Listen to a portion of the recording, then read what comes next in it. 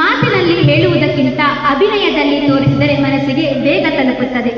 ಕೃಷಿಯಲ್ಲಿ ರೈತರು ದಿನನಿತ್ಯ ಎದುರಿಸುತ್ತಿರುವ ಸವಾಲುಗಳು ಮತ್ತು ಅವುಗಳಿಗೆ ಇರುವ ಪರಿಹಾರಗಳನ್ನು ನಿಮ್ಮ ಮುಂದೆ ನಾಟಕದ ರೂಪದಲ್ಲಿ ತರಲು ಗ್ರಾಮ ಚೈತನ್ಯ ತಂಡ ಸಜ್ಜಾಗಿದೆ. ಮೊದಲಿಗೆ ಬೆಳೆ ರೋಗಗಳ ಕುರಿತು. ರೈತ ಕಷ್ಟಪಟ್ಟು ಬೆಳೆದ ಬೆಳೆಗೆ ರೋಗ ಬಂದರೆ ಅನುಭವಿಸುವ ನೋವು ಸಣ್ಣದಲ್ಲ.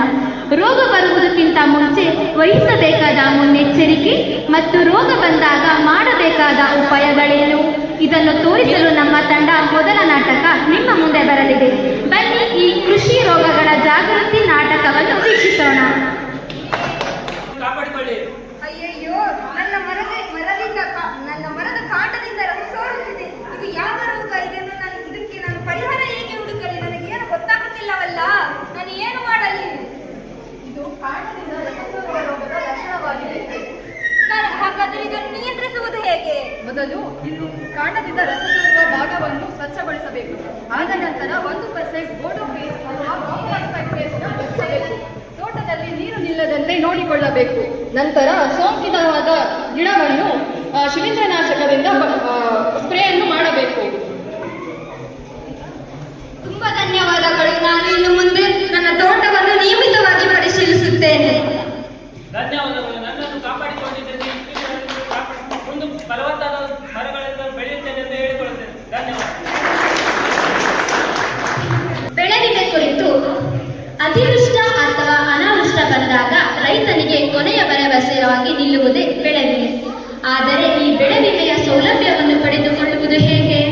ಕಷ್ಟದ ಸಮಯದಲ್ಲಿ ಇದು ರೈತನಿಗೆ ಹೇಗೆ ಆಸರೆಯಾಗುತ್ತದೆ ಎಂಬುದನ್ನು ತಿಳಿಸುವುದು ಎರಡನೇ ನಾಟಕವಾಗಿದ್ದು ವಿದ್ಯಾರ್ಥಿಗಳನ್ನು ವಿನಂತಿಸಿಕೊಳ್ಳೋಣ. ನಿರ್ವಹಿಸುತ್ತಿದ್ದು ಬೆಳೆ ವಿಮೆ ಮಾಡಿಸಿದ ರೈತ. ನನ್ನ ಹೆಸರು ಸೃಷ್ಟಿ. ನಾನು ಬೆಳೆ ವಿಮೆ ಮಾಡಿಸಿಕೊಂಡ ರೈತನ ಪಾತ್ರವನ್ನು ವಹಿಸಿಕೊಳ್ಳುತ್ತಿದ್ದೇನೆ. ನನ್ನ ಹೆಸರು ವೈಷ್ಣವಿ.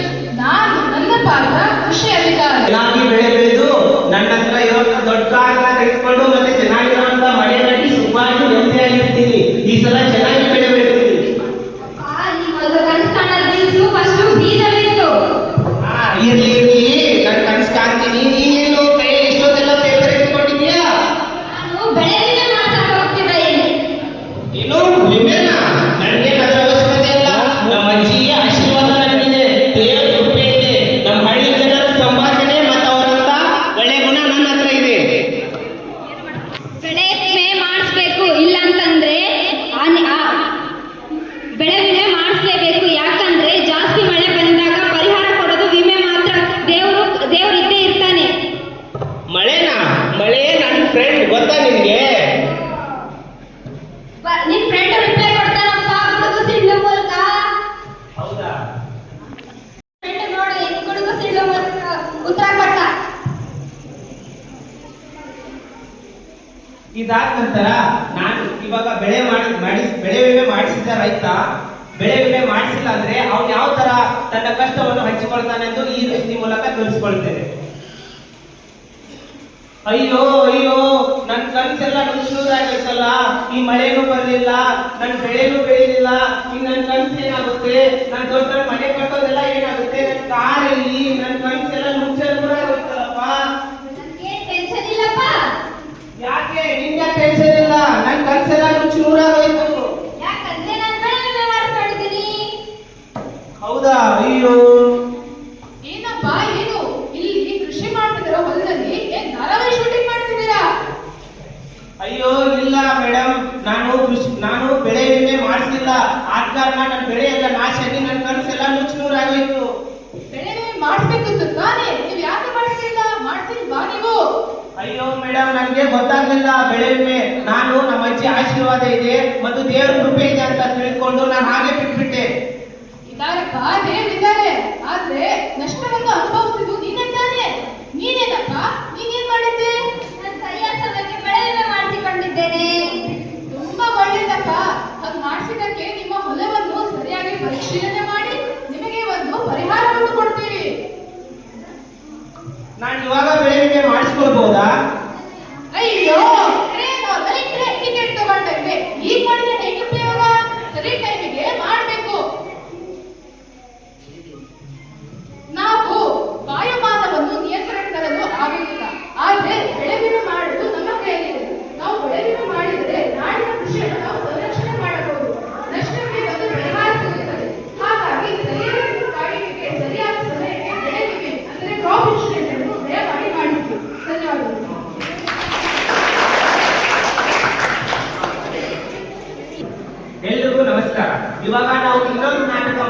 ಮುಖಾಂತರ ನಿಮ್ಮಲ್ಲಿ ತಿಳಿಸ್ತೀವಿ. ನೀವೆಲ್ಲರೂ ಜೋಳ ಬೆಳಿತೀರಲ್ವಾ?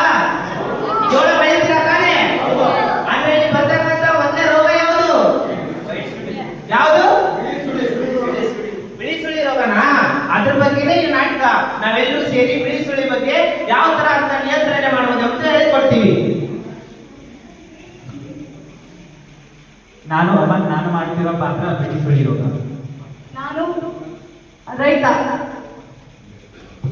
ನನ್ನ ಹೆಸರು ವಿಶ್ವಜಿತ್. ನಾನು ಬೇರೆ ರೈತರ ಪಾತ್ರವನ್ನು ಮಾಡುತ್ತಿದ್ದೇನೆ. ನಾನು ಸಹನ. ನಾನು ವಿದ್ಯಾರ್ಥಿ ಪಾತ್ರ ಮಾಡ್ತಿದ್ದೀನಿ. ಅಯ್ಯೋ ರೈತಣ್ಣ, ನನ್ನ ಮೈಯ ಮೇಲೆಲ್ಲ ಬಿಳಿ ಪುಡಿ ಬೆಳೆದು ಹೋಗಿದೆ. ನನ್ನ ಬೆಳವಣಿಗೆ ನಿಂತು ಹೋಗಿದೆ. ಏನಪ್ಪ ಇದು? ನನ್ನ ಬೆಳೆಗೆ ಹೊಸ ಫೇಸ್ ಪೌಡರ್ ಹಾಕಿದಂತೆ ಕಾಣ್ತಿದೆಯಲ್ಲ. ಅಯ್ಯೋ ರೈತ, ಅದು ಬೇಕಪ್ ಅಲ್ಲ, ಅದೊಂಥರ ಡೌನಿ ಮಿಲ್ಡ್ಯೂ ರೋಗ ಇದ್ದಂಗೆ. ಡೌನಿ ಬಿಡುವ ಅಂದ್ರೆ ಅದೇನು ಮೊಬೈಲ್ನ ಹೊಸ ಆ್ಯಪ್ನ? ಅಯ್ಯೋ, ಡೌನಿ ಮಿಲ್ಡ್ಯೂ ಅಂದ್ರೆ ಒಂದು ಆ್ಯಪ್ ಅಲ್ಲ, ಅದೊಂಥರ ಫಂಗಸ್ ರೋಗ ಇದ್ದಂಗೆ. ಅದು ಈ ಜನರೆಲ್ಲ ಬೆಳೀತಾರಲ್ಲ ಈ ಮೆಕ್ಕೆಜೋಳ, ಅದರ ಬೆಳವಣಿಗೆಯನ್ನು ಕುಗ್ಗಿಸುತ್ತದೆ.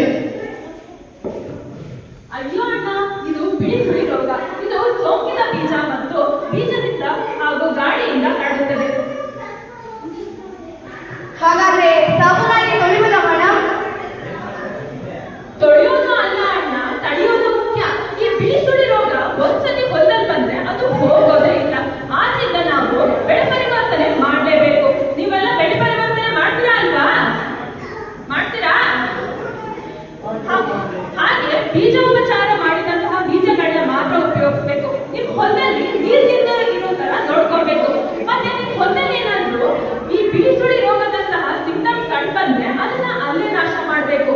ಮೆಟಲಾಕ್ಸೈಡ್ ಮತ್ತು ಮ್ಯಾಂಗೋಜೆಲ್ ಅಂದ್ರೆ ಲಿಡೋವಿಲ್ ಎಂಸೆಟ್ ಇಂತಹ ಶಿಲೀಂಧ್ರ ನಾಶಕಗಳನ್ನ ಮಾತ್ರ ಬಳಸಬೇಕು.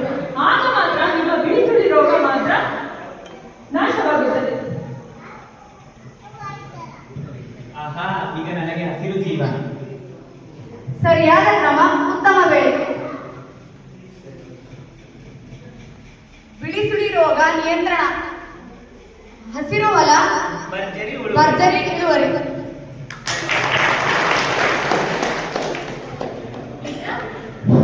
ಈಗ ರಾಸಾಯನಿಕ ಗೊಬ್ಬರಗಳ ದುಷ್ಪರಿಣಾಮಗಳು. ಭೂಮಿಗೆ ಅತಿಯಾದ ರಾಸಾಯನಿಕ ಗೊಬ್ಬರ ಹಾಕಿದರೆ ಏನಾಗುತ್ತದೆ? ಮಣ್ಣಿನ ಆರೋಗ್ಯ ಹಾಳಾಗಿ ಭೂಮಿ ಹೇಗೆ ಬಲವಾಗುತ್ತದೆ ಎಂಬುದನ್ನು ಕಣ್ಣಿಗೆ ಕಟ್ಟುವಂತೆ ತೋರಿಸುವ ನಮ್ಮ 3ನೇ ನಾಟಕ ಸಿದ್ಧವಾಗಿದೆ. ಬನ್ನಿ, ಮಣ್ಣಿಗೆ ಆರೋಗ್ಯದ ಮಹತ್ವ ತಿಳಿಸುವ ಈ ಅಭಿಯಾನವನ್ನು ನೋಡೋಣ. ಟ್ಯೂಬ್ನಲ್ಲಿ ಏನಪ್ಪ ಚಪಾಳಿನೇ ತಟ್ತಾ ಇಲ್ಲ? ಚಪಾಳಿ ತಟ್ಟಿ explain ಮಾಡ್ಬೇಕು. ಯಾವ ಥರ ಮಾಡ್ಬೇಕು? ಚೆನ್ನಾಗಿ ಮಾಡ್ಬೇಕು, ಆ ಥರ ಮಾಡ್ಬೇಕು ಇವೆಲ್ಲ. ಇವಾಗ ನಾನು ನಿಮ್ಗೆಲ್ಲ ಒಂದು ಗೇಮ್ ಆಡ್ತೀನಿ, ಎಲ್ಲರೂ ಆಡ್ತೀರಾ? ಎಲ್ಲರೂ ಆಡ್ತೀರಾ? ಆಯ್ತು, ಎಲ್ಲರೂ ಎದ್ದಿಲ್ಲಿ ನಿಂತ್ಕೊಂಡಾಗ ಕೂತ್ಕೋಬೇಕು, ಕೂತ್ಕೊಂಡಾಗ ನಿಂತ್ಕೋಬೇಕು, ಸರಿನಾ? ಯಾರು ನಿಂತ್ಕೊಂಡಾಗ ನಿಂತೇ ಇರ್ತಾರೆ, ಕೂತ್ಕೊಂಡಾಗ ಕೂತಾರೆ, ಅವ್ರು ಔಟು. ಉಲ್ಟಾ ಮಾಡ್ಬೇಕು, ಸರಿನಾ? ನೀವೆಲ್ಲರೂ ಹಿಡಿದ್ರಾ?